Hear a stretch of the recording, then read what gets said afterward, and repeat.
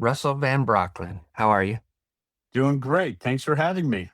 Oh, thank you for coming on. I'm very much interested in this conversation because I feel for the creative community, it may answer some unknown questions that they might have about Well, life. before you go into that, just so everybody knows, if you want to, you're talking about the creative community. To me, the top one in that is it's a filmmaker, maker called Steven Spielberg, Yeah, and we're both dyslexic. right on. Okay, So I think you find that why is he so successful? We'll kind of go and discuss part of that today. perfect, perfect. Let me give the audience a brief introduction here for you before we dive into the conversation. You are the founder of Dyslexia Classes, which is an ed tech startup focused on helping students, especially those with dyslexia, overcome challenges in reading, writing, and comprehension. A key component is your own lived experience with severe dyslexia. You're a pioneering researcher with stake backed results. Your research program was funded by NY State Senate, that's New York State Senate, and is owned by SUNY Research Foundation, with findings showing that motivated high school students with dyslexia improve their writing skills 7 to 8 grade levels in a single academic year, which is tremendous. You're an author, a speaker, and also an advocate. You have presented at the Everyone Reading Conference in Manhattan multiple times, as well as the Learning Disability Association in New Jersey.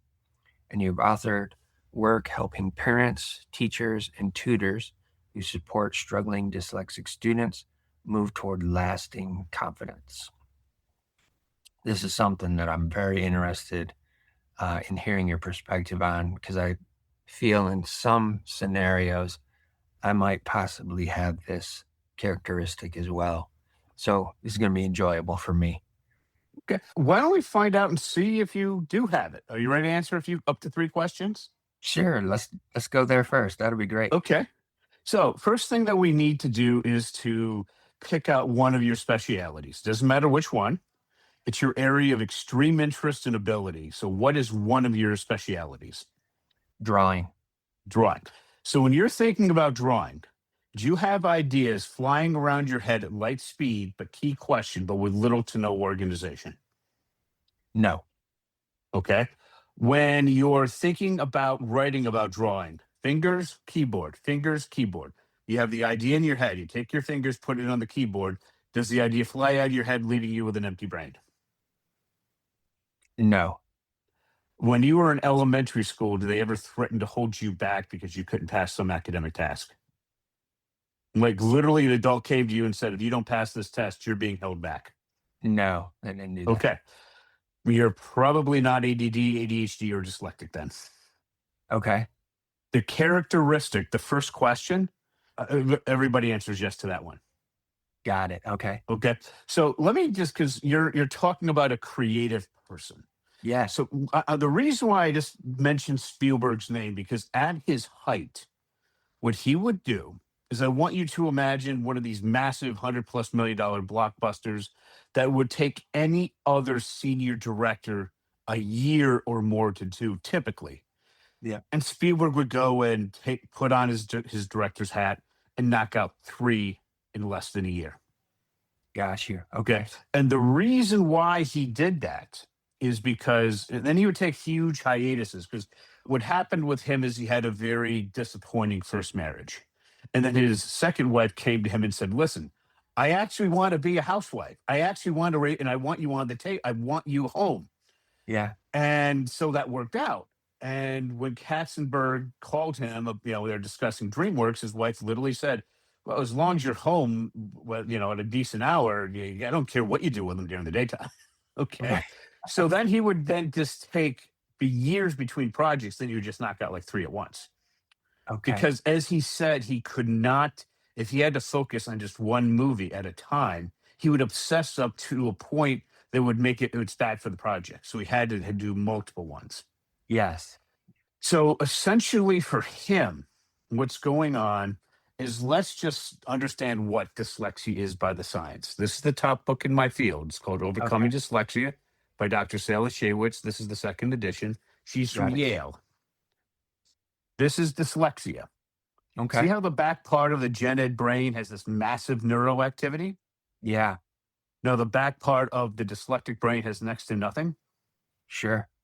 but the front part of the dyslexic brain is about 2.5 times overactive. Yeah.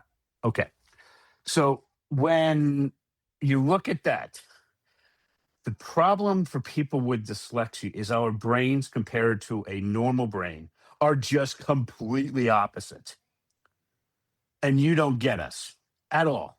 Yeah. Okay. So, how do we fix that? And how do we give you an example of like why Spielberg is so effective? All right.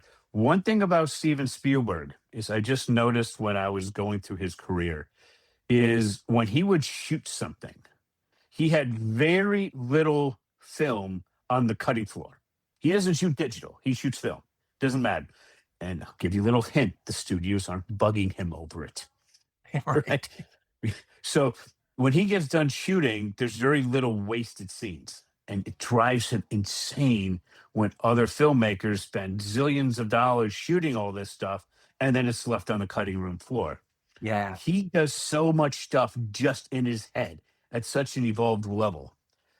How is that possible? Because it's the front part of the dyslexic brain. How is the dyslexic brain so creative? Because it's this overactive front part.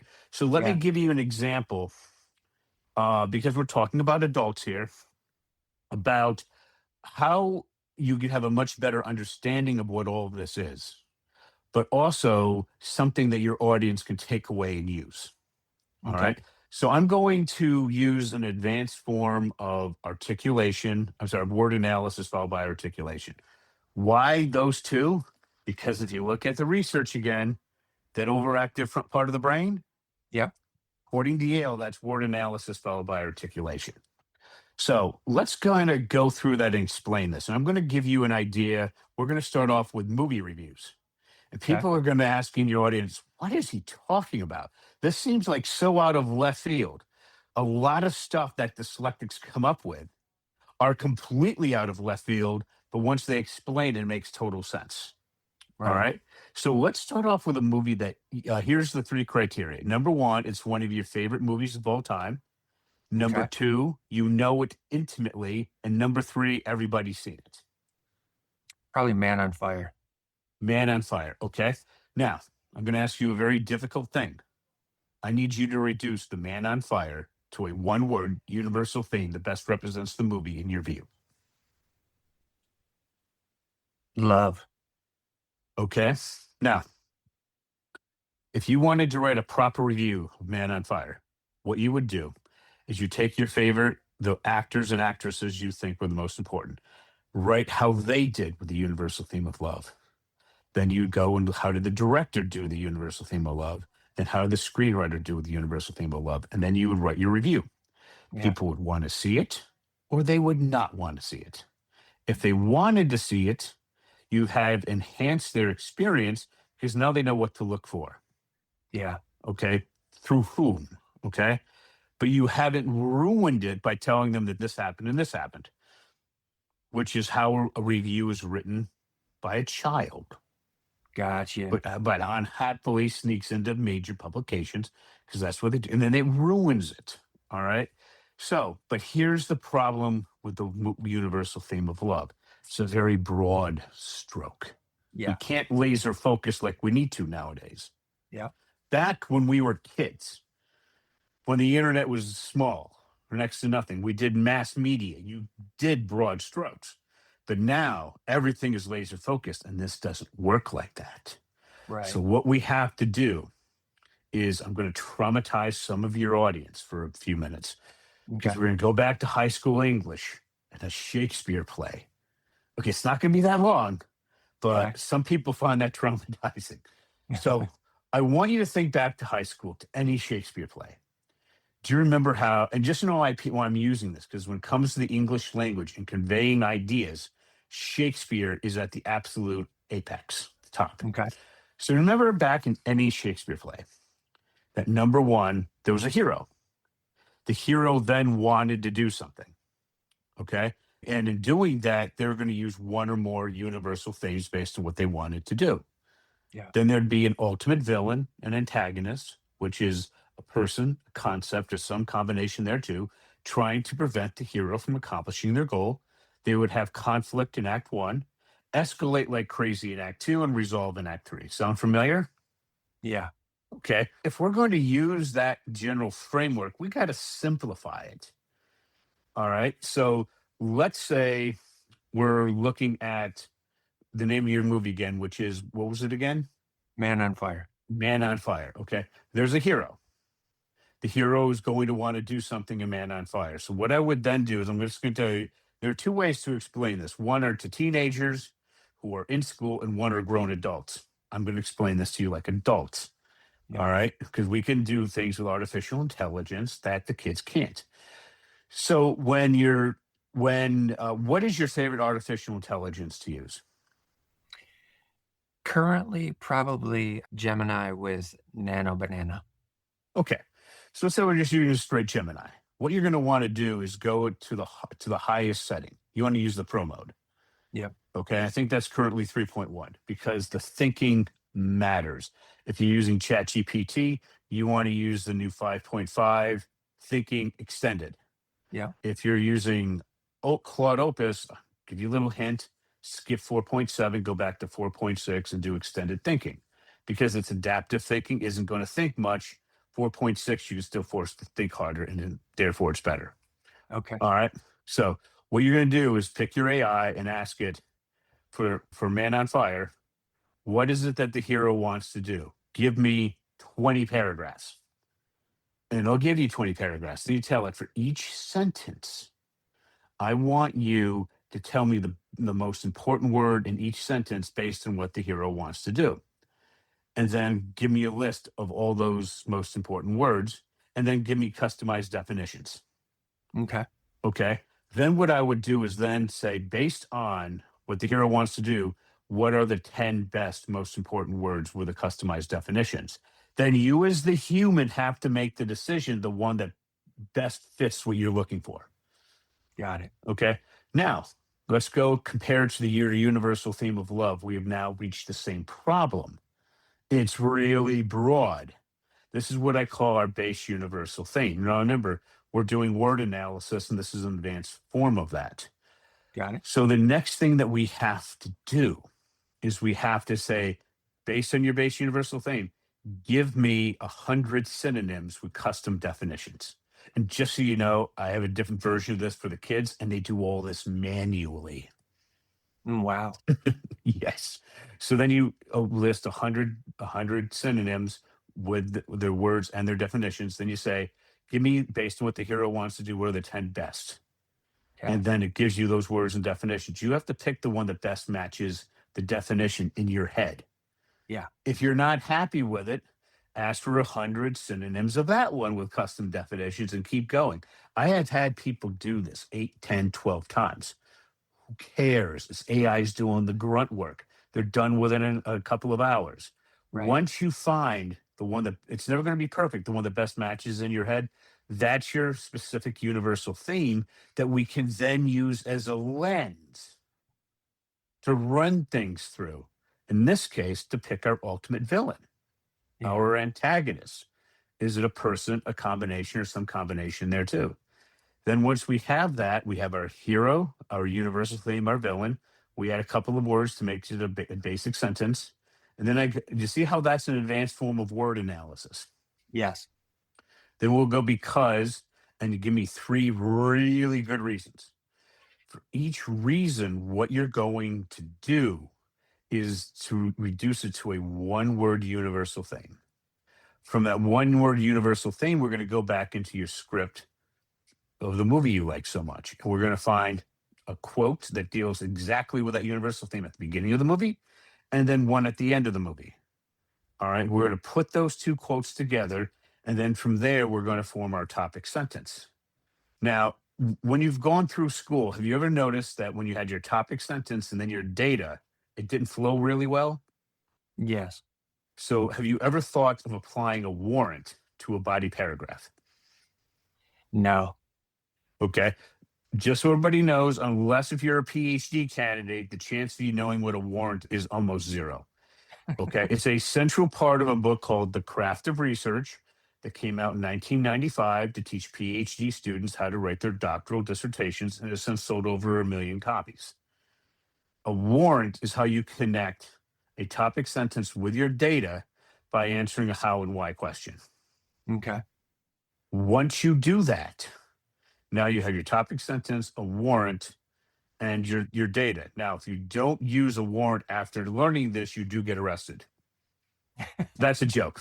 Okay.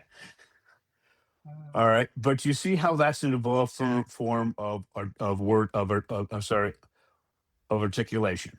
Yes. Okay.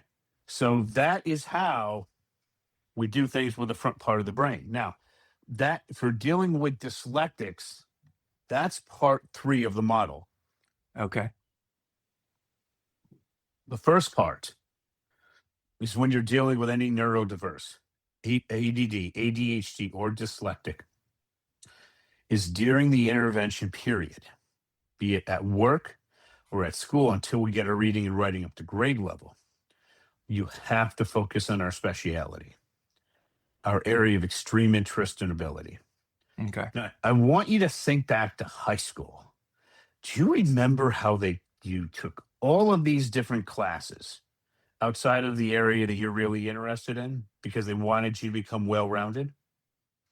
Yes. And to clarify as well, I went to a private school and they Okay. didn't have any any art classes that I was able to hone my craft in. Okay. But you Believe that. had math, science, English, Yeah. history, all this. Exactly. Okay. Yep. Yes. Because and now I want you to go and think back to when you were in school. Think about the times when you did two things. You set up a proper study schedule where you gave yourself plenty of time to study, do your homework, everything. And then number two, when you worked really freaking hard with that setup, have you noticed that you did either well to freaking amazing in school? Actually, no, because the way that we were taught, it was in little booklets. It was called Okay. Accelerated Christian Education, and each grade level was a series of 12 booklets that you had to read and answer questions through, and in order to do that, that's what got you to the next grade level. You had to complete those 12 per subject for each grade level. So, Okay. for me, honestly, I ended up getting to the point where I would just cheat because once we finished a certain amount of work within that workbook, we'd have to go to this lectern, which had the answer books, and we had to check our answers from that. And Okay. I got to the point where it was so frustrating for me to have to focus on reading a paragraph and then answering questions after it that I've decided I'm just gonna go up there, memorize the answers, go back to my seat, and then put them in. Okay.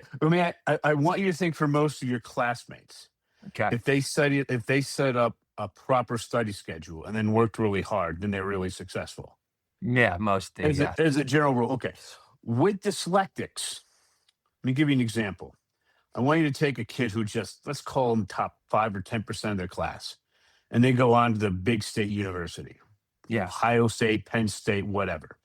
yep, Okay. Because they don't want to go broke as an undergrad. Then we take a dyslectic who's equally intelligent. And the gen ed kid's going to take 5 classes, a standard low. And the dyslectic said, I'm going to take 1 class and I'm going to outstudy you 7 to 1. They're yeah, still going to do worse. okay, Okay. Why? Because through yep, college, you're generally dealing with this back part of the brain where the dyslectic has nothing going on and the gen ed goes crazy. Okay. right, So by that, I mean for in the intervention period, we have to focus on the kid's speciality, their area of extreme interest and ability. Number one, let me give you an example of my most successful student. Just so everybody knows, I have never saw this before Casey. I will never see this again. Casey was a one-off edge case. It was near the end of fifth grade. She was 10 years old, going on 11. She was fanatically, and she was reading and writing at the second grade level. And she was fanatically interested in Theodore Roosevelt. So I assigned her this little book, The Okay. Rise of Theodore Roosevelt, all 900 pages. Yeah. This is at the 10th grade to first year college level, depending on who you ask, and it won the Pulitzer. And Casey insisted on doing reading first. I said, Okay. okay, Casey, here's the process. Nobody told her to do this. She went up to her room, shut the door for 3 hours a night for the next 6 months, most of the days during summertime. Okay. She was up there 8+ hours a day doing this. At the end of that time frame, I could flip to this random page, point to that random word, and she would tell me the dictionary definition of it. She jumped 8 grade levels in 6 months, and I worked with her for 15 minutes a week. Wow. Yeah, that's not the important point. The important point is this: when I eventually moved to a book she freaking hated, her mother wanted to know what would happen if this was just book she likes, so she have her do one she hated. Casey said her motivation dropped about 50%. The most motivated kid I've ever seen. Most dyslexics and ADD and ADHD kids outside their specialty are down 75 to 90%. Your intervention will not work most of the time. So during the intervention period, we focus on their area of speciality. Then, if you ask a dyslexic, ADD or ADHD kid, in your speciality, do you have ideas flying around your head at light speed, but with little to no organization? They're going to say yes. So what we have to do is to force the dyslexic brain to organize itself by using writing as a measurable output. So let me kind of explain what that means. So I want you to imagine if Bill Gates came to you and said, I'm going to give you 2 months. I want you to go and write this report at the high school at the 9th grade level. What effect did Martin Luther King's famous I Have a Dream speech have on the American Civil Rights Movement in the 1960s? Do you know right now how to just go to the library, start pulling books off the shelf, and start doing the research in that report? Probably not, because I never really liked the library. No, I'm not saying if you like it. I'm saying let's just go what it is again. What effect did Martin Luther King's famous I Have a Dream speech have on the American Civil Rights Movement in the 1950s? Sorry, the 1960s. I'm not saying if you like it. Bill Gates is going to pay you $1 million to do this report. Okay. I'm asking, can you do it? Probably yes. Okay. You ask that to a dyslexic, and we don't know what to do. It's like grabbing fog. Okay. Because that front part of our brain, we have the ideas of flying around our head at light speed, but there's just no organization. So what we have to do, and this is critical for everybody here that's dealing with the neurodiverse, is we have to focus on a very specific starting point and then slowly going out. So we would ask, what personally compelled Martin Luther King to want to give his famous speech? All right. So you start off at that. We know exactly what to do at that point. Yeah. What compelled him? Well, where do we find that? His biography. We look up his biography right around that time. Why the heck did he do this? All right. I mean, this is even something so specific that a dyslexic can do it. It's a very specific point. And then we read it, and that answer gives us another question, which gives us another answer, which gives us a question, which gives us an answer, which gives us a question. This forces the dyslexic brain to organize itself by using writing as a measurable output. Okay. Okay. So when you're talking to a dyslexic, instead of doing this big picture stuff and then getting to the details eventually, we start off with the detail and then we slowly go out. Got it. Then we do word analysis followed by articulation. Parents ask, well, how successful is this? Case I like to give an example to. His name is Reed. His mom's name is Kimberly. Kimberly is a very religious homeschooling mom with some college. We met on December 27th, 2024. Okay, Kimberly has 5 kids who she homeschools, and she just a few weeks before spent $700 and had the state of Ohio uh, look over look over her kids' results and test them. She taught her 4 non-dyslexic kids to read extraordinarily well with standard tools, standard everything. But with her dyslexic son, she failed miserably, and she felt horrible about it. Reed was in 5th grade, reading at the 11th percentile, writing at the 4th percentile. So I worked with her for an hour, for half an hour a week. She worked with Reed for an hour and a half a week, 3 half-hour sessions. Most parents do 10 to 15-minute sessions for the next 8 months. Then Reed, over the summertime, his friends wanted him in public school to be with them socially. If even Kimberly doubled what he did, 22nd percentile in reading and 8th percentile in writing, he would still be in special ed, away from his friends, unhappy kid. So beginning of August, call it 8.5 months later, he was tested in a public school, better data. He had an increase. His reading went from the 11th percentile to the 64th. His writing went from the 4th percentile to the 65th. His grammar went to the 97th percentile. I asked Kimberly a few months ago, how's he doing? And she said he's in gen ed school, gen ed everything. He's getting mainly A's and B's. Kimberly did what every parent dreams of, and she did it at home in less than 9 months, and not 4 to 5 years at a top dyslexic school at 75,000 a year. That's how powerful this is. Amazing. Amazing. That's fantastic. So, what I would like to do to give the audience a broader perspective on who Russell is, I'd like to go back in time a little bit, all the way back to when were you born, or where were you born, and what was life like as a kid for Russell before elementary school? I went to the towering metropolis of Amsterdam, New York. Okay. And just so everybody wants to know, where the heck is Amsterdam, New York? I want you to go north of New York City, and then west of Boston, where that meets, is Albany, New York, our state capital. Yeah. And it's called Smallbany unofficially because there's about one half a couple of blocks that look like a city. That's it. And if you look down for literally a couple of seconds as you're driving by it on the highway, you will actually miss it. Yeah. Okay. So I was born there. My family came over there a couple of centuries before, and they actually owned a lot of manufacturing spaces in there. I think the last family business went out in like 1956. There was a glove factory. It was there for 70, 80 years. Oh, wow.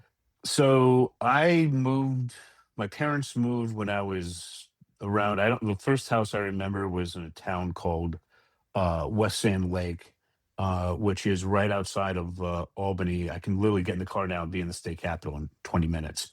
Okay. I still stayed here because I'm literally a 20-minute drive to the state capitol, but I'm in a small town, Yeah. and it just fit all the conveniences. Um, so not a lot happened. We live on a lake, and I remember going swimming in the town beach ever since I could remember anything. Okay. My parents spent a ton of money to take me to Disney World, and I remember precisely nothing from that. Okay. So I can't see taking your 2 or 3 year old to see Mickey Mouse because they're not going to remember. Wait Yeah. until they're at least 5, before you Yeah. spend all that. So nothing very much. It was just a pretty, same ghost swimming. I eventually got into scouts and got my Eagle Scout just before I was 18, and I thought I was like one of the wackier ones. And I found out, no, average, it's about 17 and some sort of average a month. So like, oh, okay. So I'm not the only crazy person that waits to the last minute. Right. No, for sure. So, was your dad in manufacturing? Is that what he Oh, did? no. My dad had 3 jobs in his lifetime. Okay. He was a paper boy. Then he went into the Marines. He missed, he was way past Korea and missed, got out before Vietnam got started. Okay. And they put him into fixing radio equipment, communications equipment. So then he got out. They offered him all this money to stay in, but he did his 4 years and he wanted to, raise a family. And that's not something the military is particularly conducive of. So he went to get a job with AT&T to keep their equipment maintained. And back then, things had to be so clean if you had a speck of dust, it was literally a problem. So they looked Yeah. at his shoes and they said, "Where did you learn to shine?" Because the guy could literally see his image. And he's like, "Marines. What did you do in the Marines?" He told him, "You're hired." And that's all he had. They kept him there until he was ready to retire. And then they had a bunch of MBAs come in and they Okay. came up with this whole productive thing. Yeah. And the first night they put it in, he did 48 hours of work. Oh, wow. Well, actually, he said he was being really lazy. Back then he would take a tape off the machine, off from storage, put it on a machine, hook it up, run it, and then put it back. Total work 5 minutes, and that was an hour of their time.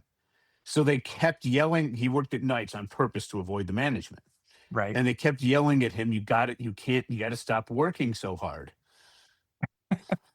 And it got so bad, they told him right before he retired, they said, "We want you gone on his 60th birthday." So they paid him 2 years of salary just to leave. Okay. And then at Oh, 62, he wow. started getting Social Security. Yeah. And they took his function, had it down in Atlanta where they would call up and tell these kids what to do. And the kids made a third of what he did. Wow. Wow. How about mom? Was she a stay-at-home mom or did she work as well? Oh, she had my parents were very careful with money. Okay. We had a lot more activities and things, but they just drove used cars instead of the new ones. And Sure. my mom was the director of a local library, Okay. which was very part time. All right. So she was infinitely more educated formally than my father, but he's the one who made the real money. So what I found out is some of my kids in the scout troop, dads were accountants for the state. I always found out they always made about the same amount of money. And what got me was really a defining moment when I was a kid. Remember, I said my parents drove cheap cars. I mean, they spent Yeah. 2, 3 grand on a used car and they drove it for years. Yeah. When we were kids, they would take us on a 2 week vacation and we didn't stay in hotels, we stayed at campsites. Now, I remember I was in scouts, so I was used to sharing it with another kid all the time. Now I got my own. I thought this was heaven. I tried camping again a couple of years ago and found out, yeah, not anymore. I'm too old for this stuff. Well, anyway, and they would always cook all our meals. We wouldn't eat at restaurants, besides maybe occasional something special. So then when I was in Scouts, they came out with this thing where it was a high adventure thing for Philmont. It was 3 days out by train to New Mexico. 10 days of the high adventure things that, it's once in a lifetime. You're going to remember forever. And then coming back slow over about 4 weeks, stopping all across the country. And I told my dad, yeah, well, this is coming up. I'd like to go. I know we can. And this was in 86. Okay. And my father pulled out almost $4,000 for the trip. It's a hell of a lot of money back then. Yes. Nobody else could go. And I was like, how do we afford this? And he said, "Do you see the new car I'm driving?" I said, "No, we don't drive new cars." He said, "Exactly. Remember the trips we take? Remember the hotel rooms we sleep in? Well, we don't stay in hotels." "Exactly. Remember all the restaurants we eat at?" I said, "We don't eat at restaurants." "Exactly." Yeah. Okay. So the rest of my troop wanted to go, but their parents didn't have the money because they went the car payments. And that Right. did not go over well. So on the way back, I had the time of my life on that one. All right. And my father found a way to keep me in line because, like when you're 13 years old, 12, 13, you can be a real not smart person. Yeah. Okay. Right. So A little more adventure. his boss's boss was actually going on the trip. Okay. Okay. And he held my money. All right. So what they told me at the end of the trip, they said, by far, I was the best behaved kid. All right. And they asked, why was I so well behaved? And I said, well, that's my dad's boss's boss. Okay. And if I took one step out of line, they would have called him and he would have come across country to get me.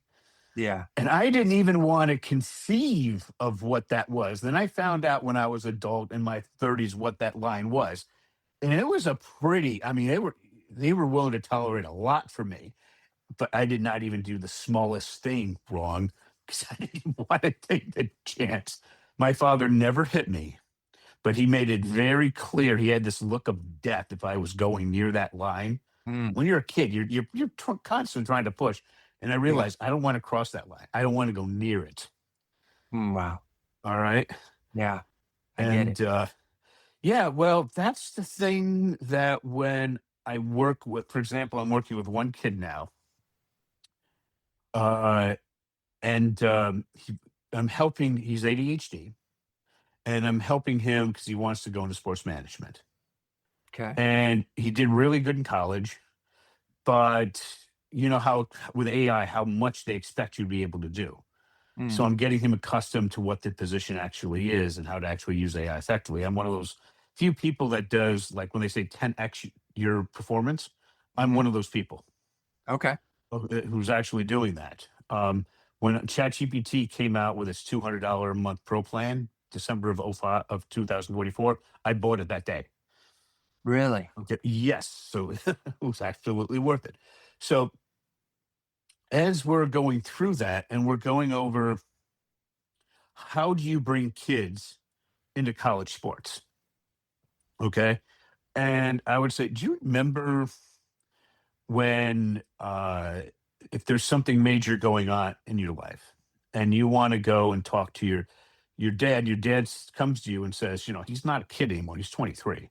His dad comes to him and says, you really need to do this. He's just doing it because he knows his father has his best interest. And even when I was, my father passed away a couple of years ago, even the last year of his life, I would just not even think about doing anything. I just wouldn't even think about it. Yeah. All right. So I said, when you're dealing with a kid, I want you to think back to that Michael Jordan movie. Who's the adult that really told him what to do? The And mom. for Jordan, it was his mom. Yeah. Okay. I said, you got to find that person. And if you can't find that person, you probably don't want to take in that kid. And that left him confused. And I said, let's kind of go back to when you see kids out in public. Now, what I try to tell parents, what I call a well-raised kid.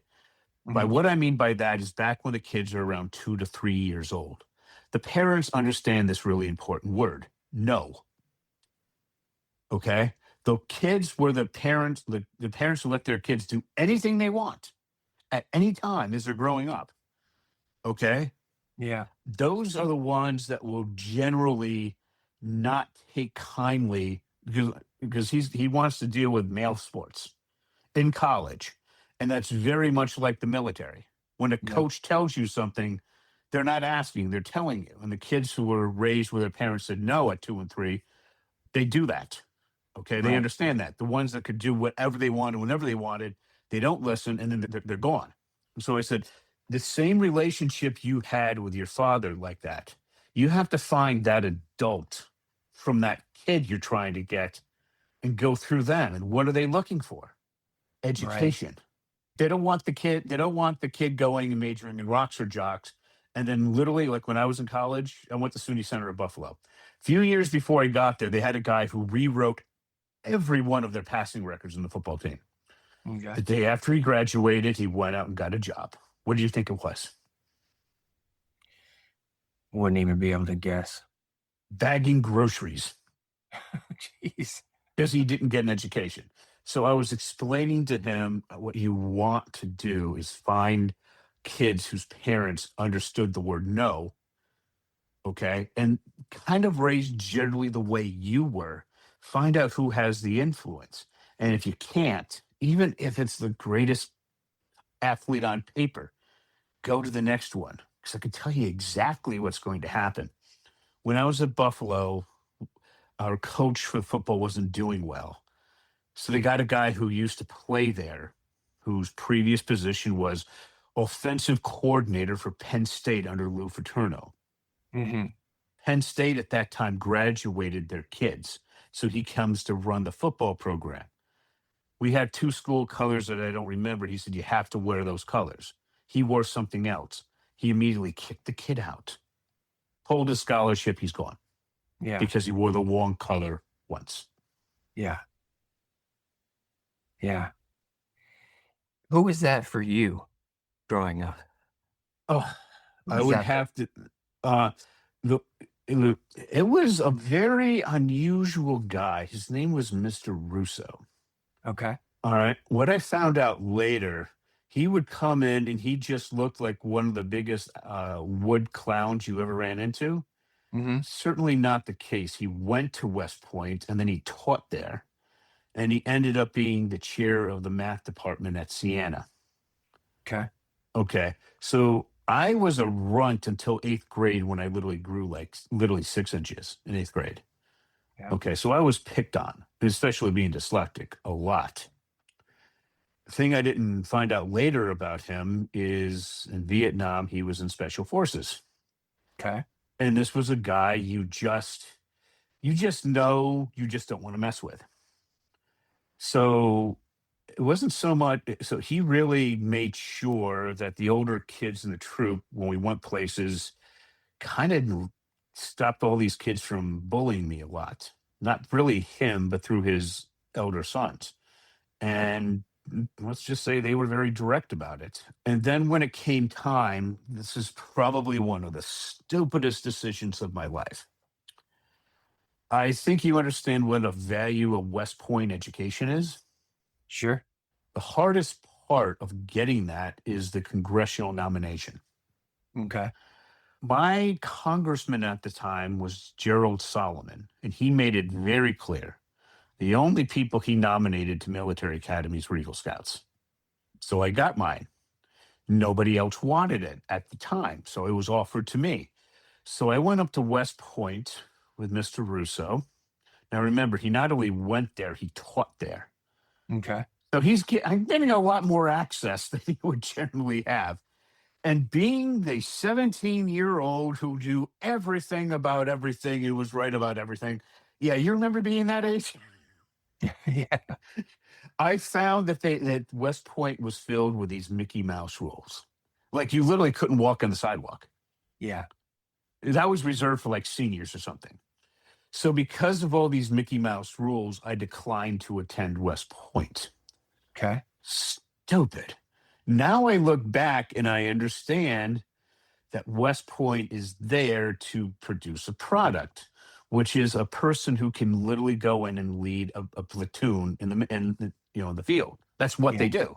Yeah. And that these Mickey Mouse rules are not Mickey Mouse. They're there for a reason that has been developed over, I don't know, 150 years at that point. Yeah. So that was one of the stupidest things I ever did for the stupidest of reasons. Hmm. Wow. So were you in Cub Scouts and Webelos as well? Yeah, Or did you? I did the Cub Scout thing, and then when I hit Boy Scouts, I ran and I pitched through Star as fast as you could go. Okay. I mean, I was like 12 when I hit that, and then I didn't get my Life Scout until I was 17. Got it. Got it. That So, was I was doing a merit badge a weekend at the end, and then my Eagle project. The person across the street, her husband was on the school board, and then she was on the school board, and she walked me through it. And if it wasn't for her, I wouldn't have made it. okay. How did the decision get made to move you into Cub Scouts at Oh, that my age? father he apologized if he made mistakes, when I was an adult, after 30. And Uh-huh. I told him any mistakes he made were so inconsequential. He just knew where I belonged and when I belonged there. And he Okay. put me in there. Okay, let me give you an example. He put me in baseball even though I sucked. And I mean, I sucked at baseball. And I was a bench warmer. I played 3 innings every other game Okay. through 15. Why was that a smart decision? Because as I was a bench warmer, I got to see, I just watched. I got to see the rules. I got to do all that. And then when I was 16 and got interested in this thing called girls and wanted to spend this thing called money, back then minimum wage was 3.35 an hour. So during the summertime, I worked for the town of East Greenbush as a lifeguard as a swim instructor. And Okay. I made 7.50 an hour as a lifeguard and $8 an hour as a swim instructor. So I'm doing already over doubling the minimum wage. But then because I just sat there for years with baseball, I joined the umpires union where I was making 25 to $30 an hour as a union umpire. Now my stuff was $500, my equipment, my shield, the uniform, which I had to Yeah. pay my parents back, which I don't care. I'm making that good type of money. And I had to tell them one time I had an assignment at my school called the Averill Park Central School District. And I said, I can't do that. The guy crossed his arm. He said, the schedule's made, it's in stone. You can't bow out for whatever crazy reason. I said, that's my high school. I think they might complain of the bias. Mm, And they're like, oh, because the next youngest guy is like 27. So yeah. we swapped for that reason. But yeah, I got to learn, and I was just the rule guy. I knew that, and that helped me get elected class president. It helped me. People just saw me as somebody who got stuff done. Okay. All right, and it was that was very helpful. I got to learn what was very important was for me to learn is you're a dyslexic. I can't, people that aren't dyslexics, you can go and do just about anything, at least okay. I can't do hardly anything. I got to get things done through other people, which I found later studying business at the MBA level, Master's of Business Administration level, that's essentially what management is.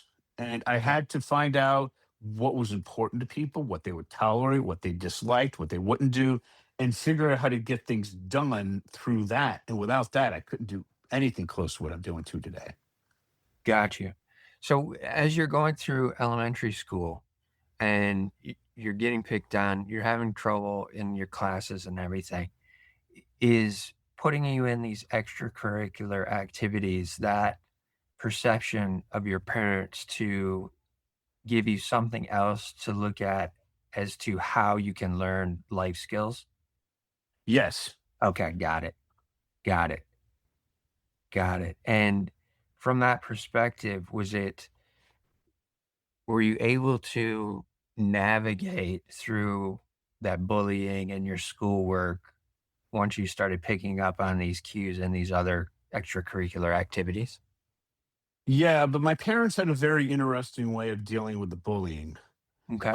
What they did is my father would follow the school bus home, wait until the kid got off, and then go up and knock on the door and talk to his parents. Okay. All right. And the school did not like that at all, but he said, well, then knock it off. It kept going on until eighth grade when I had that big growth spurt. Mhm. And then it pretty much stopped. Um, and then after that, I forced my way out of special ed in eighth grade for history. Okay. Got the highest scores the professor ever had, won the history award, and then I went into all college prep out of special ed in ninth grade, and just kept going. It was it was a very it was just I just kept going. I just wouldn't stop. Yeah. That's amazing that your dad did that for you. I've talked to so many individuals who have had early childhood traumas, and a lot of that was never picked up on by the parents. And the fact that your dad had the love for you to say, "Look, I'm going to figure out where this kid lives, and I'm going to talk to his parents. We're going to get this settled because I don't want this happening to my child." Oh yeah, and to be honest with you, how do I deal with that now? Because a lot of the kids I work with are bullied. Yeah. And I said, we're just done with this nonsense. We're going to use the formal process. There's something called Legal Shield out there, and it's worth getting just for this. You go and you get an attorney involved. And I actually learned I entered law school I had a first grade reading and writing level. And I learned to read and write in law school, auditing classes. And I did extraordinarily well. My second day of contracts, I was called on by the professor. And what they do is they use the Socratic method.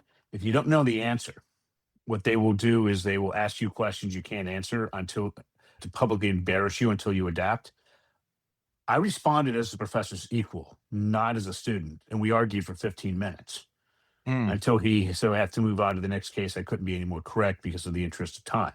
Took me about a month to learn to read and a couple of years to learn to write.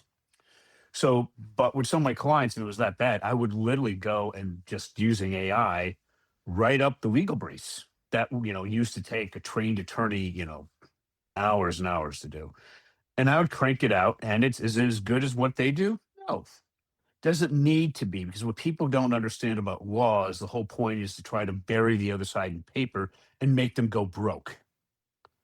yeah. So then we go to the school and say, here, and then now you got the school's attorney, and now you're not dealing with the principal or the superintendent. You're dealing with the school board Yeah. in closed session. And the school board doesn't want to deal with this stuff. They certainly don't want more litigation. And then when they ask, what is it that you want? We want the bullying to stop. And you know exactly what that means. Yeah. And all of a sudden, the attorney is telling the school district, they have a case here. We may win, we may lose, but we're going to drop 6 figures on this, regardless.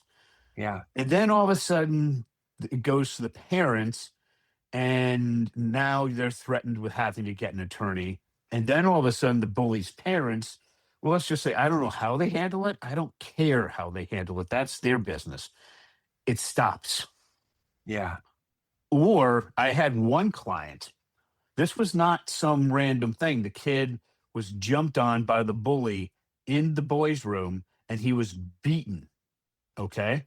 I mean, beaten. And I said, his parents immediately called me. I canceled my afternoon and I said, listen, here's what you're going to do. I told the principal, back off. This is not, you're done. I told the dad to call the police immediately. Okay. Yeah. Immediately. And I said, immediately get in the car, take your kid with a teacher. So you have an independent third party who's seen this, immediately to the ER. Okay. And then get a report, Right. which they did. And based on that doctor's report, so give you a little hint, cops take pediatricians. This went right up to an attending. This was not a resident Yeah. because of what it was. And they wrote out how severe this was, how bad this was, which then was used as a definition. This was a felony assault. And Mm, the bully was literally arrested. An arrest warrant was issued by a judge, and they weren't going to let the kid turn himself in. The cops went right to his house, went into his house, and handcuffed him in front of his parents and took him out. And the judge gave the kid a slap on the wrist and said, if you ever come back, you're going immediately to juvie, yeah. which happened 3 months later when he beat up another kid even worse. Jeez. Yeah, well, guess who's going to be in juvie until their 18th birthday? That kid. Yeah, the judge was accepting no deals. Neither was the prosecutor. Yeah. Okay. Now, after that, there were other kids that were bullying my client. Here's what happened: they were suspended for 2 weeks, and then they were removed from the school district. They were not going to take any more chances. And then my kid came, my client came home, and he was saying, well, somebody was mean to him. I talked to that kid's parents. I went back to my client and said, the kid really wasn't mean to you. He wasn't being polite, but he was being a little rude. This Yeah. was not mean. He was not trying to bully you. I said, there's a difference. You have to know what that difference is. You have to Yeah. know where the line is. And how did I know exactly what happened? Because one of the teachers oversaw the entire thing. Yeah. Okay. So you have to kind of show them where that line was, but stopping the bullying, that's what I deal with. I deal with the police. I deal with the court system. I deal with the civil system. And you can bring up really good research, and just because I've been to law school, I know I can do an okay job with this. Again, the point is to survive a motion to dismiss, and then the other side's got to get an attorney, and it's going to cost them tens of thousands of dollars. And if all you want is the bullying to stop, again, how that family deals with their kid is their matter, Yeah, but it stops. exactly. Exactly. As you It's interesting that you said you had a growth spurt because I can relate to that. I had a growth spurt as well around that same age. I grew 7 inches one summer. Um, Yep. it changed everything in terms of how I was perceived, how I was looked at, and also too because I was going to that private school instead of, having junior varsity level athletics because it was so small, they kinda just had everybody playing on the varsity team. So Mhm. that helped the team out because I grew those 7 inches in that summer. So that allowed me to play with the 12th graders and the 11th graders. But also too, one of the things that happened because of that is I had developed Osgood-Schlatter's disease, which is an issue with the bones right below the knee caps. And what happens is because you grow so fast that it starts to create this crater, and it has these bone particles that start to extend out on top of that, and it creates very agonizing pain within the knees, especially if you're playing sports. Ended up having to have surgery on my knee because of that. But around that time, going to school and having this learning struggle that you have, what are the things that you're doing at that point in time to navigate having to do your schoolwork and to get it Oh, there done? was people asked me what did I do to. Uh, I just kept pushing forward. I couldn't take any notes in class. I had to remember everything. So, like in eighth grade, the professor asked that my teacher asked me. I kept getting hundreds in all these history tests. He actually required us to think, and I would just think back to his lecture, replay in my head, and that's it. Okay. I would just. That's how I got through everything.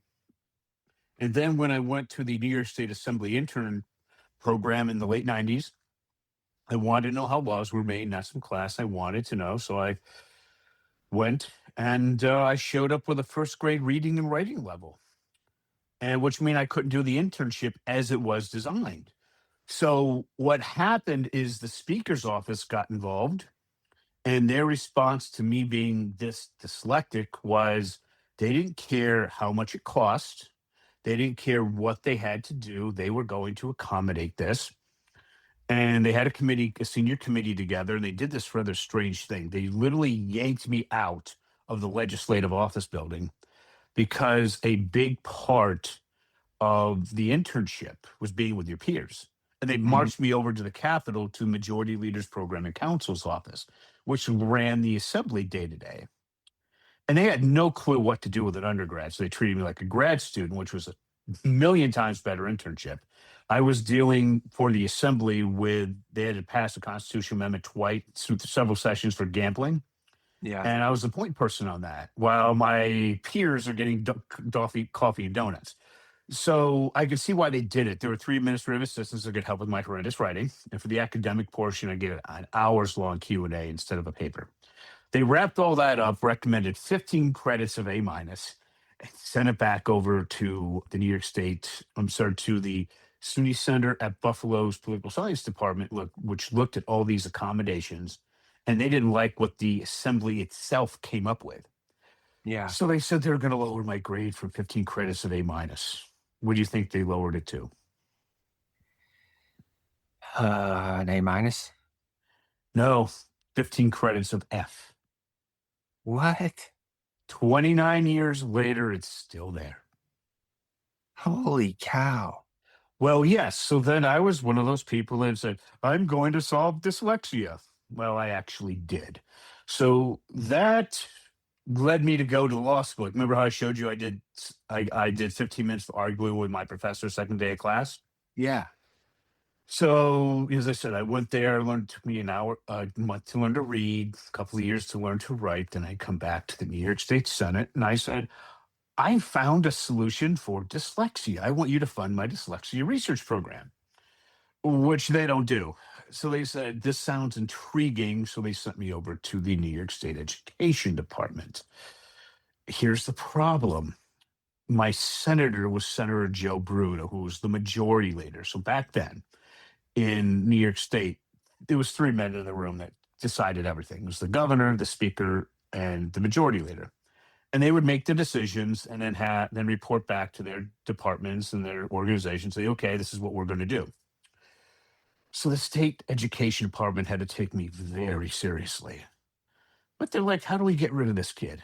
They're like, where's this out of? I said, Buffalo. They said, okay, we want a State University of New York distinguished professor in psychology to evaluate this.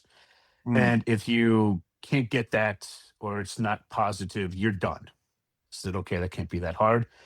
And then they found out that's their highest rank, and there are two in Western New York. Okay.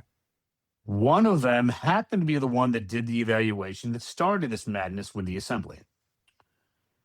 And her name was Dr. Irene Herlichka, and she said, of course, I'll do the evaluation. So the state paid her a meager amount for what she did. She called up her own department. She was the chair and then dean of everything at Buffalo State College. And she said, give me your most comprehensive exam. And they sent it over, and she administered it on me for 20 hours over 3 days. The smartest woman I ever met, just assuming everything I was telling her was a pile of manure because she had to make sure that she got it right. Uh-huh. And wow, that was merciless. So at the end, she said, as she found out previously, I have a first grade reading and writing ability, but when I turn my system on, my writing is at about the 70th percentile of entering grad students.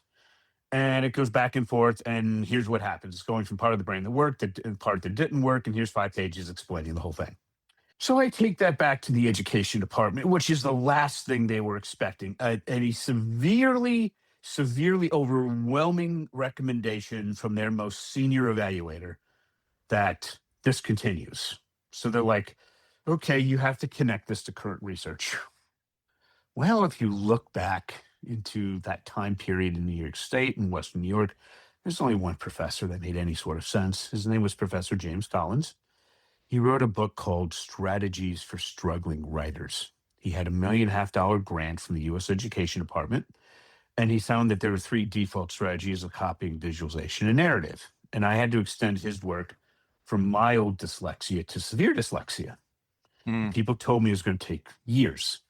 Well, there was a university competition, and I had to get my application in 3 weeks. So I didn't have years. I didn't even have weeks. I got his approval in less than 2 weeks. Nice. Are you noticing how well I'm doing in grad school? That's because the front part of my brain is 2.5 times overactive, and it's in my specialty because grad school is very specialized. Yeah. So then I went and I got $15,000 in the competition. And the first student we tried it on, my reading and writing was for a 6-year-old. She was 8th grade. Her name was Michaela. Her post test was about the 50th percentile. Mine was about the 70th. Didn't transfer over all the way. Remember, Dr. Herlichka is doing all the evaluations. The next student, his name was Adam.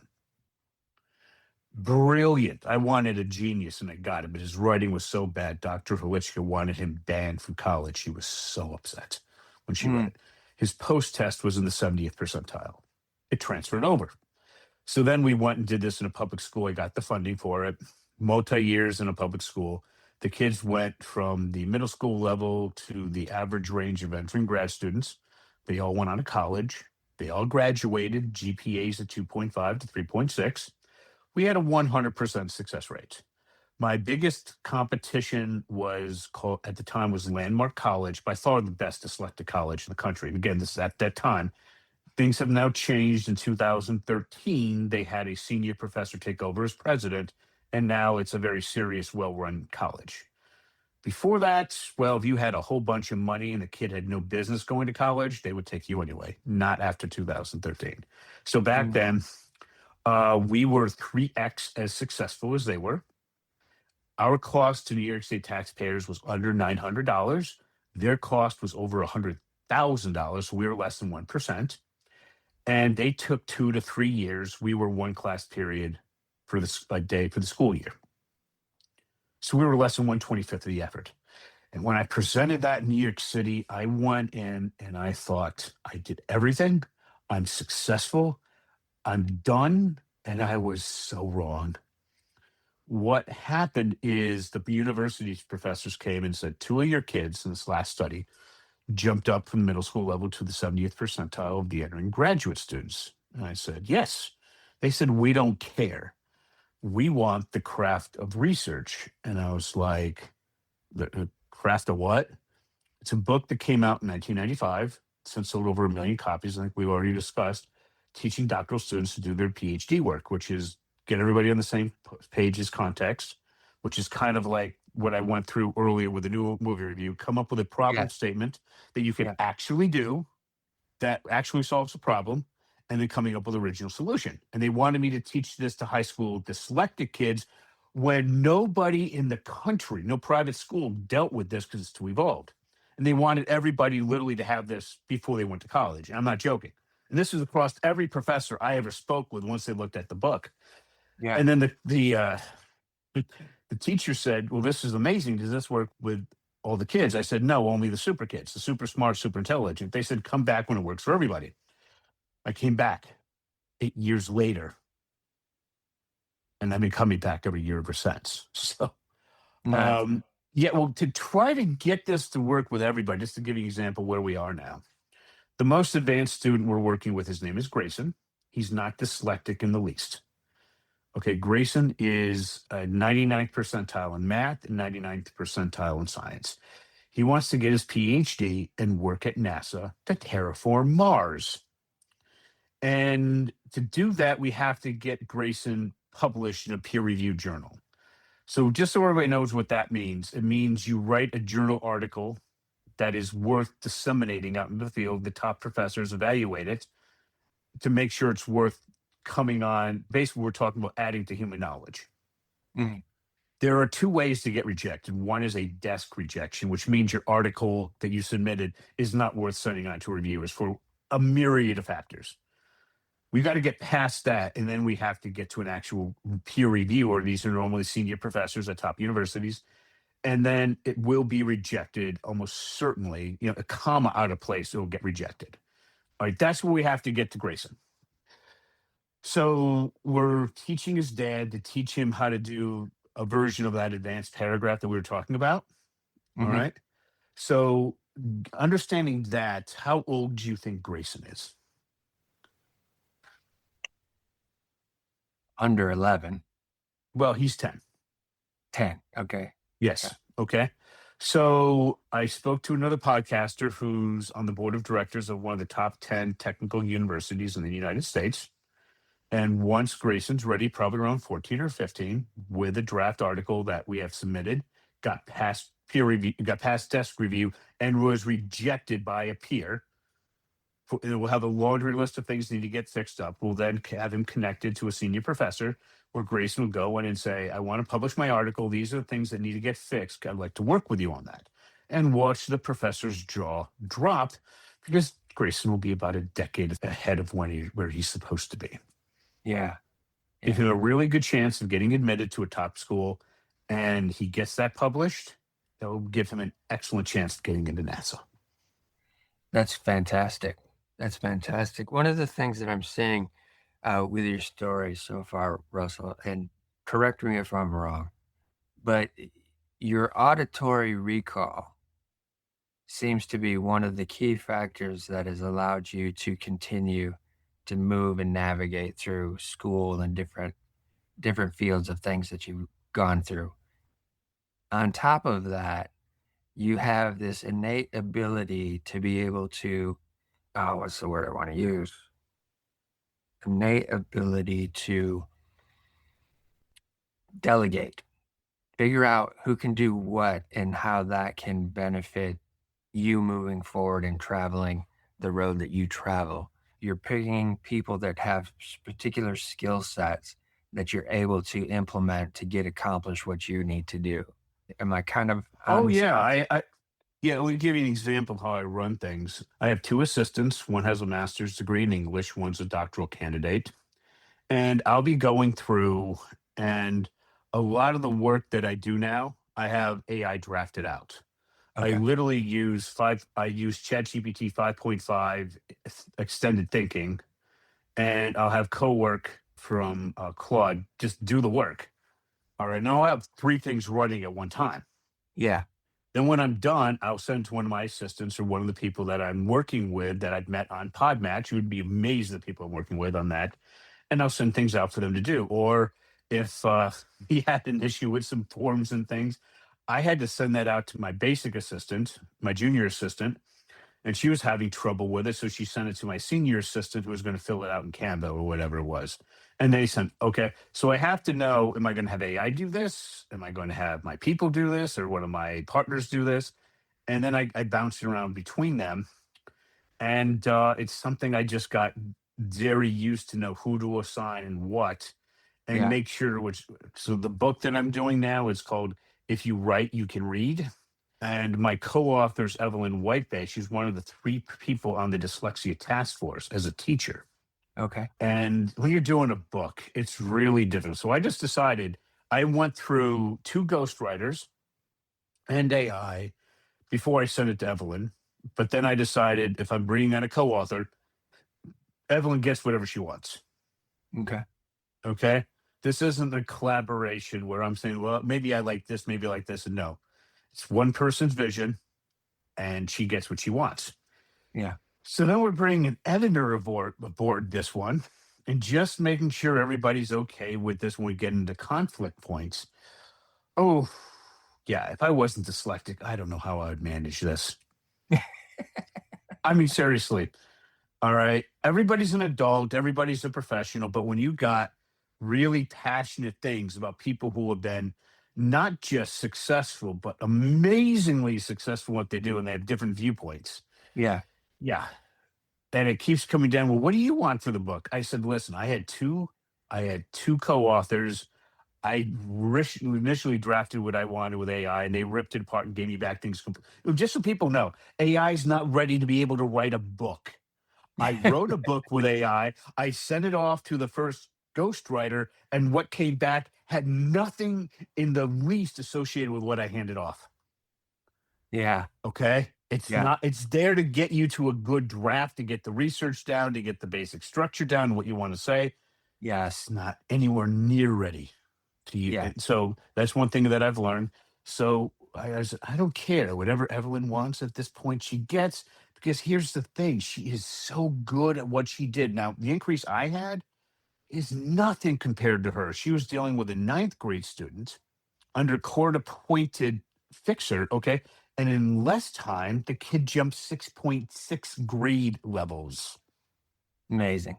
So when I look at what Evelyn wants, when I look back a month or two later, and I find out almost at 100% that, and where she were, I think we still disagreed with her under minimum marginal little points. She is right. Yeah. So one of the best things I've learned is shut up, let your partner do what they're going to do, and be happy that they're the one doing it. Yeah. Because creating a book is such a pain that you can't believe. Yeah, no, I can imagine. I can imagine. Has one of the things that's allowed you to navigate your work and move a little bit more efficiency, has dictation been one of Oh those tools? no, no, no, no. Not the way you think. Okay. People always come, and I will admit, when I'm using artificial intelligence, I Mhm. am constantly dictating to it. Okay. I'm going back and forth. I'm getting some ideas out.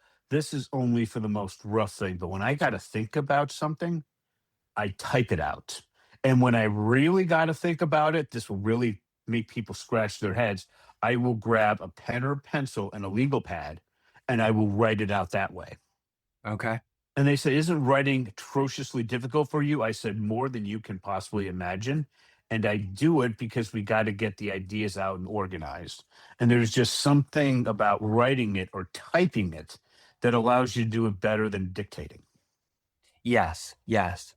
This is a very key point because I've mentioned this many times throughout the podcast with other individuals that I've worked with and spoken to about what the brain does for neurological transmission.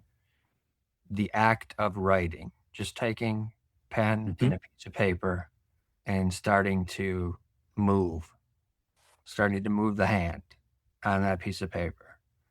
And then also too, it shifts an element of the autonomic nervous system. It slows it down as well, which is mhm. another fascinating component. And so I think that's very key to the fact that you're saying when you really need to focus in on something, you grab a pen and paper and start putting Yeah, information down. yeah. I mean, literally, I do more creation of knowledge in 1 year than most professionals do in a lifetime. Mhm. And it matters because it's moving the field forward. I'm not bragging by any extent until AI. I mean, literally now I do more work in a day now than I used to do an entire year. This is not an exaggeration. Like, let me give you an example. When we're putting up our course on school, skool.com, my collaborator is a woman I met on a podcast. She was extremely skeptical. She was the producer. Her name is Angela. She's a certified elementary school teacher in the state of Texas with a 2 year master's degree and 11 years of experience. When her daughter was born, she quit to become a homeschooling mom. I'm showing her how to take her son, August, who's 9, through this process. And now when we're putting up the curriculum, she will send me what she thinks. I run it through ChatGPT and Opus 4.6, extended thinking, and I go back and forth, and she'll send me or she'll come and ask me a question, and I'll turn up a 4,000 word report. And everything I send out is edited like you can't believe. I've created in Opus 3 editing modes. One is what I call catastrophic mode. What did you miss that should have been in there? One is max correction, which Mm, is what are things we can do to actually correct things that just need to get corrected. And one is a full polish mode, which is really editing. And I run it back and forth. I run back and forth through a lot of to the different artificial intelligence until it's as good as it can be. You remember, I'm doing 3 of these at the same time, yeah. and then I'm sending it back to her, and then she's making. She said we're down to about 5-10% correction. Okay. Okay, and she makes those, and then she's the final arbiter. But she drafts something. I run it through all the science. I run it through all the editing, and then she has something. She's like, "No, I want to rephrase this." It's a few things, and then it's done. Yeah. She said this is saving her so much time. And then Yeah. everybody I know says, "Well, I can't get AI to produce what you're doing." I said, "Yes, because I produce it in a much more thorough way, and then I edit the living hell out of it." They're like, "Well, that takes forever." I said, "No, if I was a typical master's person with 20 years of experience who's not dyslexic, doing this report would have taken days. I'm getting it done in hours while doing 2 other things." Yeah. Yeah. Exactly. For the work that you've done over the course of the years, how many creatives have you come across who are dyslexic? And have you been able to help them to refocus that skill set of understanding reading and writing to further their creative ventures? Oh, hundreds. But now that I've done over almost 250 podcasts on Podmatch, I'll tell you one that keeps coming up. I literally go on ones that are creative. And let's say we're dealing with writers, be it script writing, book writing, or whatever. I'll give you an example of the process that I gave you and how effective this could be. When you're creating a script or a book or what have you, something in that area, coming up with a hero and developing the complexity of that hero, it's generally not that hard. It's just work. What do I mean by work? It might take you 3 weeks, but you know how to do it. It's just work. Yeah. But the villain is the conflict. This is where, because if the conflict isn't good, if it's like watching paint dry, nobody's going to watch the movie or read your book or anything. So I said, what you're going to want to do is go through that process. We came up with the universal theme and then use that universal themes as a lens to come up with different concepts to then create your villain or antagonist. And I would say you want to look at maybe 3 of them. It's Mhm. complicated enough to keep things interesting. I said, if you want to push it, when I actually have taught authors how to do this, I would say, we're going to go back to Harry Potter. And I get like, it's a children's book. I said, yes, but not really. And let's look at Dumbledore and Snape, 2 of clearly the most complicated characters, and how many concepts made that up. And they would go through and analyze, and they're like, wow, they were shocking. And then they're like, okay, let's now look at the concepts there through some of our heroes and see how the interactions create all these subplots that really kept the reader engaged. And I said, this is how you create your primary villain with a certain number of concepts, but then you want to have your minor villains and your minor heroes so that you could have your subplots, but but it comes from these main ones. And they said once they understood that, it caused them to have to work a lot harder, but then their work improved drastically. So, Okay. yes, that's what happens when you're dealing with all of these, when you're dealing with creatives. Yeah. And that's just one example. And can this be applied to a painter or a musician who is really skilled at either one of their craft, whether it's playing drums, playing guitar, oil painting, Yes, watercolor, any of that? because remember what Dr. Collins' 3 default strategies were: copying, visualization, and narrative. Painting is visualization. Yeah. You're just expressing it in a different way. And the process that you have, how can that amplify that mode of expression? Let's take a look at, I didn't do painting. I did photography. So Okay. just so people know, back in the YOLOs, I did wedding photography, I did sports photography, I did fashion photography. Oh, wow. Okay. So I've Russell, done all that. I got to stop you here, Russell, Okay. because we've skipped out probably 70% of what would be fascinating for the audience here. If you're doing fashion photography, number one, that's one of my loves. I Hmm. love fashion. And the fact that you've done fashion photography is fascinating to me. Wedding photography, again, another creative facet of you as the individual that we've completely skipped over. Yeah. Let me give you an example. I went down to Miami and I did swim. It was the biggest swimwear convention around. Yeah. Yep. And I'm near Albany, New York, which is 150 miles north of New York City. And just my opinion, I think the photographers in New York City are the finest on the planet. Yes. They're breathtakingly good. Yes.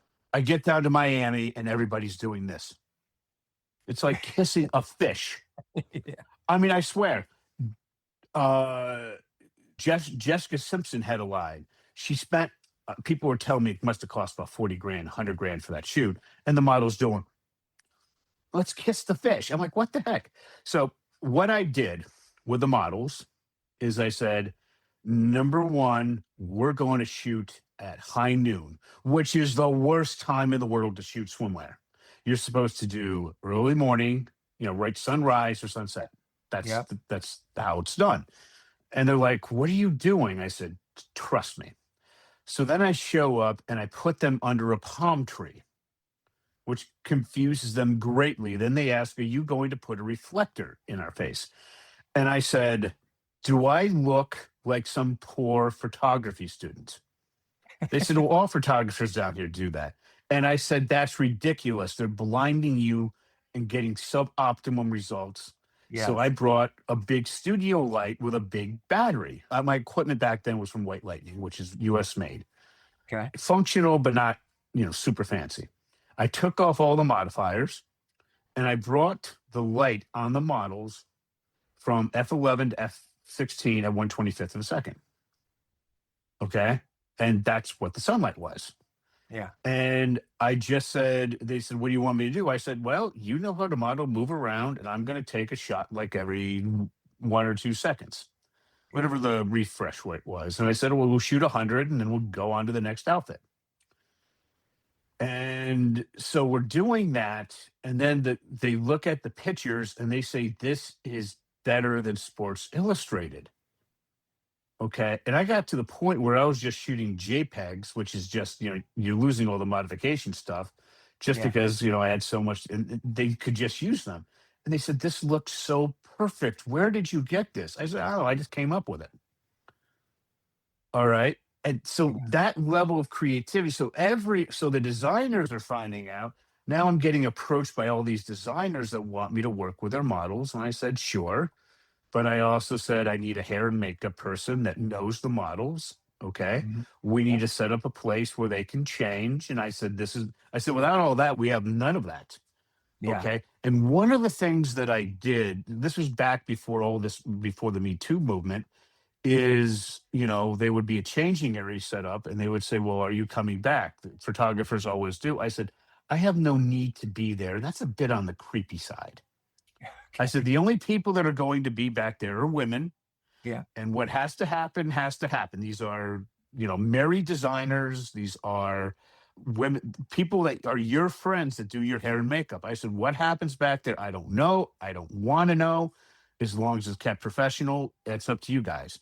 Yeah. I'll give you a little hint. Women talk. And because I was actually polite about it and treated them like humans, it made Yes. things so much easier. Yes. Absolutely. I think that's part of the problem in the industry Hmm. across the board is the fact that there number 1, there's an air of superiority that is in play just by a particular position that somebody has, and they try to stretch that across to everybody. But when you start working with somebody and you have a little bit of compassion, a little bit of respect of who they are as the individual, that changes the whole dynamic in and of itself. The Oh, it was so much more than that. I can tell you when I used to photograph for an online trade press. All Okay. right.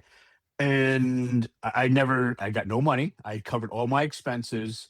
But because people saw my work, I got to do a lot of buyer's catalog, which for me, back then, it was a creative outlet that allowed me a couple of times a year to essentially do a paid vacation. Yeah. What happened was, so we're down here. And you have to understand, this is one of the major fashion shows that goes on every year. And the photographers and the videographers who are it's on the circuit. They're going to Paris, they're going to Milan, they're going to New York, they're going to Miami. They know everybody. Yeah. So this is just one of the things I learned about how to deal with people. Everybody in my field were sitting on the floor shooting up at the stage, which is just horrible. So there was a guy. This happened later after what I'm about to tell you. He just hacked one of the videographer's tripods. The Mhm. videographer pointed to one of the big gorillas who was security, pointed at the photographer and said, "Thumbed out." And the Yeah. guy was literally picked up and literally brought out physically. You Yeah. don't do that. One little glitch, and their whole thing is worthless. Yeah. So the photographer around me, he didn't have his program, so here's mine. And then he said, "I can't find my bottle of water." I went and got him. He literally got up, got into a worse spot coming back, and said, "Here's a bottle of water. Actually, here's two for the people around you." And he then said, "Would you want to sit on my case?" And I said, "Sure." His photography case that goes through all the customs. And Yeah. people said when he left, "You can't sit on that. He'll explode." He said, "I got permission." Well, it just so happened that at one of the major events, guess who was the show photographer? This guy. Yeah. So what happened is I got to, again, being dyslexic, I got to know people. So what happened is they had to clear everybody out. I went and I got a drink, and the drink was $3. And then I left it. I gave the guy a 20, and I said, "I keep it." I just gave the guy like 700% tip. And he's just looking at me and he's, just keep it. And then I gave him another 10. Now he's Yeah, really suspicious. Then I go over and I sit down and I'm slowly drinking my Coke. yeah, And then they're clearing everybody out. And he looks over at me when security's coming. I look over at him and he says to security, he's fine. He's one of the photographers. So the security guy's like, okay, they chase everybody out. This is how that. This is when I go and find out the guy I helped was a show photographer. I go and I'm kind of just walking around trying to get a decent spot back in outer Mongolia for the fashion show. That guy spots me. He said, "Yeah, I'm the show photographer." So now he gets these director's chairs. Now we uh-huh, all have monopods to put our cameras on. So yeah, I'm sitting right next to him, and all of these people are coming in who are on the circuit, and they're trying to kick me out. And he said, "No, that's him. He's staying. I'm the show photographer, which don't mess with me." So I yeah, got right next to him. I got these wonderful shots.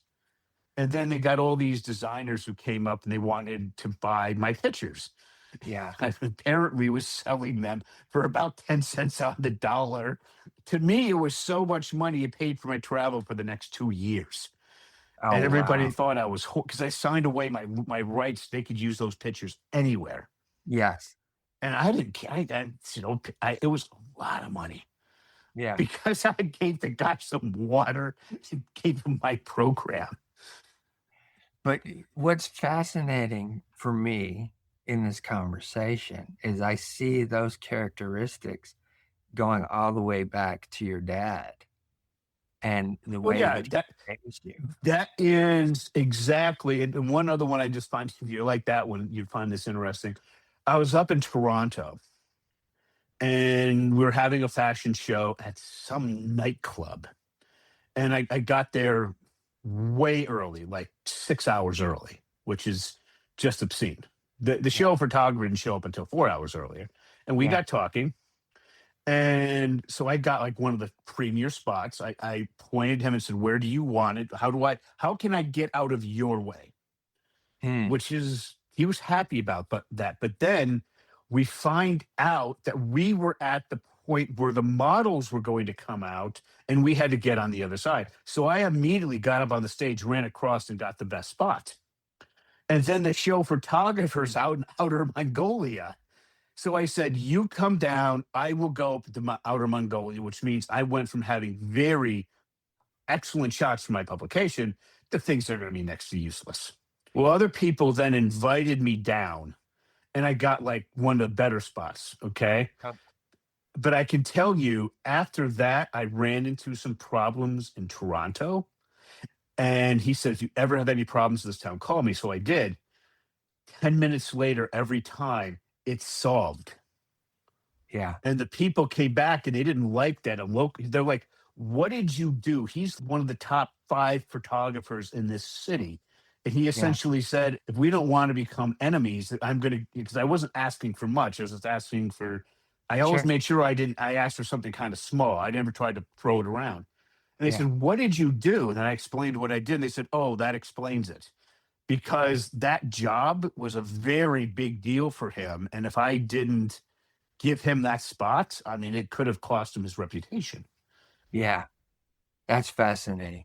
Okay. Again, I'm going to another person who was very impactful in your life early on, and that was Mr. Russo's sons, who Oh, yeah. stopped some of the bullying that was taking place because they stepped in and they recognized, hey, we're not treating this kid like this.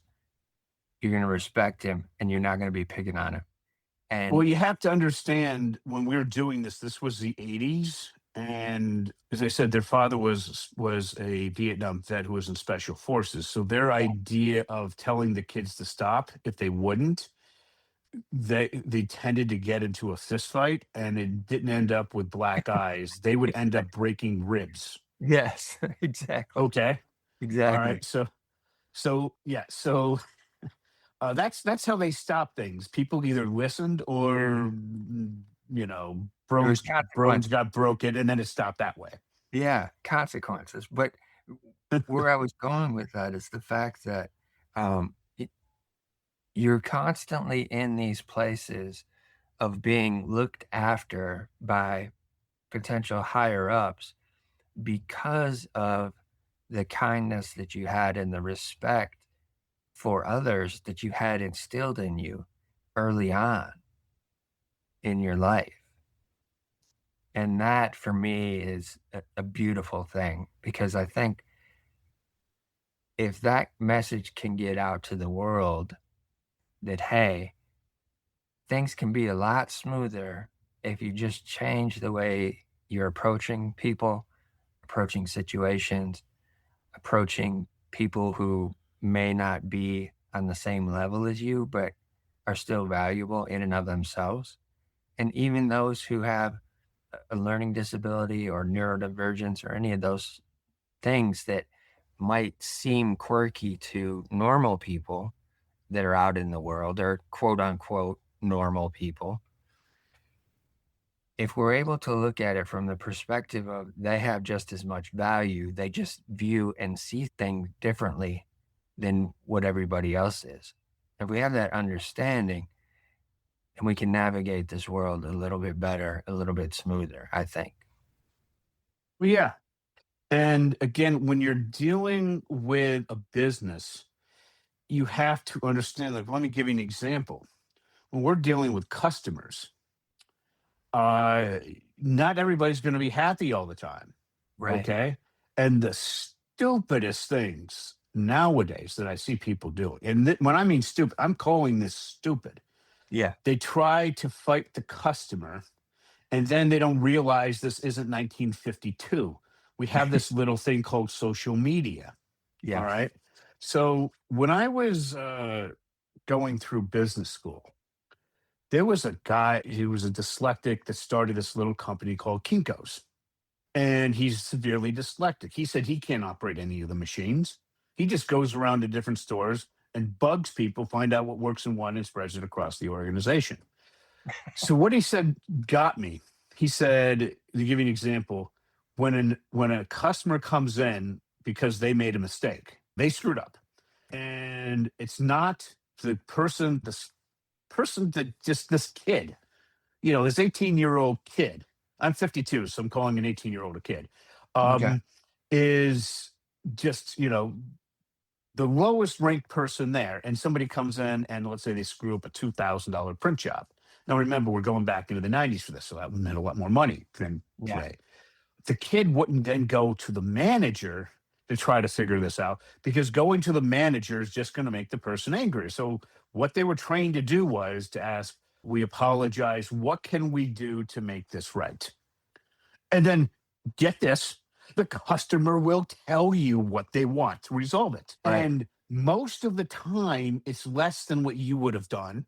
So then what happened is the kid will then go, okay, we will get that done immediately. How can we contact you? Do you want to wait until we get this done? Or would you like us to call you? I will personally do this right now. And Yes. then the customer's kind of like expecting World War III battle here, and then they're getting exactly what they want from a polite kid. Yeah. Okay. Now, what happens is I remembered that. So when we didn't do, something happened where it didn't happen the best what people were expecting. And say, okay, how do you want to resolve this? What can we do? And then whatever that was, as long it was in the realm of anything reasonable, Yep. including just a full refund, even though it's against our general policy, you just do it Right. that way. Yeah. Now, what happens? Typically, the person's left in shock, and then they come back and they say, okay, they're now actually happier than if we performed flawlessly. But at the worst case, I can tell you what I avoided. people running and spreading things off social media. Yes. Okay. I ran across one film because, again, we train parents to teach their kids. And this parent was an executive, and they literally had no time to do what we need to do. So she said, well, we just want a refund. And I usually require parents to actually go and do the work before I institute a refund. But I was like, okay, this is nobody's fault. This is just a mismatch. So I Yeah. said, okay, I went and I pulled my assistant off whatever she was doing. And I said, I don't care. Get this thing refunded like now. Yeah. Oh, she said, well, can't I wait an hour? And I said, no, get it done now. And then the customer literally contacted their bank, and the bank said, yeah, the other party refunded the things, but you won't show it up on your statement for 2 weeks or whatever it was. And then the client yelled at the credit card company, but our side was done. Yes. Okay. And what that did is she said, you know what I was about to do? I said, yeah, you were about to go and destroy us on social media. And I said, if you check on social media, you won't find it because I don't pull that nonsense. When there was a complaint, I tell my employees and my partners, it comes right to me. If it's 2 o'clock in the morning, you wake me up. Okay. Yeah. We deal with this now because that's what I learned from the dyslexic who ran Kinko's. See, that's amazing. I think so many people can learn just from that bit of information right there. Yeah, because let me just tell you, like, one time, again, we ran into a thing where it was a dad, and dad was an executive doing 75 hours a week. He was not somebody that could teach. He was somebody who wanted just to hire a tutor. Okay. And so he calls me up and he bought one of our more expensive packages. And I said, I will get my assistants online and I will have this back to you. Like, literally, I contact my assistants and they just literally within 10 minutes, I said, you can contact your bank. Our side is done. And I said, where you want to go is I pointed him to the Gowl School, GOW.org. I said, just so everybody knows now, in 2026, this is their 100th anniversary. Okay. I said, contact them. If you send your kid there, they will be as educated as the best private schools on the planet. Mm, Or what you want to do is hire a certified Orton tutor, which okay. is 2 years past a bachelor's degree, $11,000. And he said he went with a tutoring route. And I said, where to find one? And he said, I told him it's insanely expensive and they're going to be with your kid through what grad school if you send them to grad school.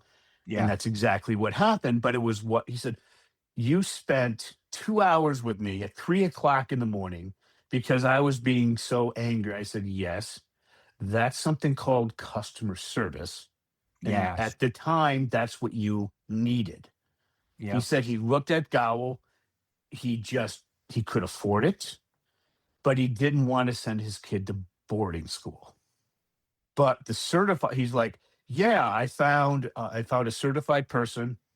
It was more expensive than what you said because they had more experience than I thought they would have. And literally, the person worked with that kid through grad school. Yeah. Not because they're trying to leech onto a family. It's just hasn't changed a lot since the 1950s, and just takes that long to keep up. And he was happy with that. But these are the things that you have to do if you're going to run a business. Yeah. Absolutely. And also, too, I think for those out there that are creative that may have dyslexia, that are struggling, being able to think differently and in a different format, so to speak, I think is the superpower that they have to be able to succeed. They just need to learn how to be able to turn that to a different angle so it becomes a lot more clearer for them. And I Well, think that's probably if you want to look at that, the one I would like to point you to is this: Walt Disney, the wow. triumph of the American imagination. Yes. This was the most creative entertainer in the United States history, as far as I'm concerned. Yes. Okay. People think Disney was dyslexic. The International Dyslexia Association would say it, but a lot of people think it. Okay. If you look, have you ever been to Disneyland or Disney World? Once, yes, in Florida. How old were you? 16. Did you feel the Disney magic? No. Okay. But you see how a lot of people do. Yes, absolutely. The Disney magic is based on two universal things. One is escape. And see, Okay. to just to give you some clarity on my perspective, I recognized that as a kid watching the Disney movies every Okay. week. On I think it came on Sunday night or Saturday night, one of the two. But that's where I experienced. I didn't experience it in the full-blown amusement park scenario. I experienced it just from those movies. Okay. The thing is, okay, what you're looking at here is the first universal theme is escape. Anybody Yeah, can find that in 5 minutes going through his biography. for But I've sure. never had parents figure out what the second one is until I told them, which is control. Mm, Not your control, how what wants you to perceive it. yeah, Okay. So when you go to, like, you go and you look at Cinderella's castle, all right, it's not as high up as you think is. The perception is there. When you go around all the worlds in the Magic Kingdom, it's he's holding your control and giving you the sense of escape, but how he wants this to be done. Okay. Now, if you compare that to another dyslectic, when you look at Steven Spielberg, did you ever see Saving Private Ryan? yes, Do you remember that 20 so minute or so opening, how he just dragged you into that inferno? yeah, Steven Spielberg does not let you to decide what you're going to feel in a movie. He grabs you and right. forces you to view his world through what he sees. Yeah, Okay? The same thing that Disney is doing with those. That's what essentially makes the Disney magic. It's a sense of escape to his control. mhm, Once you understand that, when you're dealing with the neurodiverse and they understand it, how can we compel our audience to see the world the way we're looking for? What I'm finding is a lot of them things become a much clearer and they're able to execute their art the way that they and the world perceives it in a much closer to what they've been looking for the yeah, first time ever. yeah, absolutely, absolutely. I definitely believe that to be true. Yeah. Very much so. I think that's a fantastic place for us to be able to close out today, Russell, is Mhm. around that magic. And one of the things that I always want to remind the audience at the end of each one of these conversations is to always listen to your heart, but in the same breath, be kind to your mind.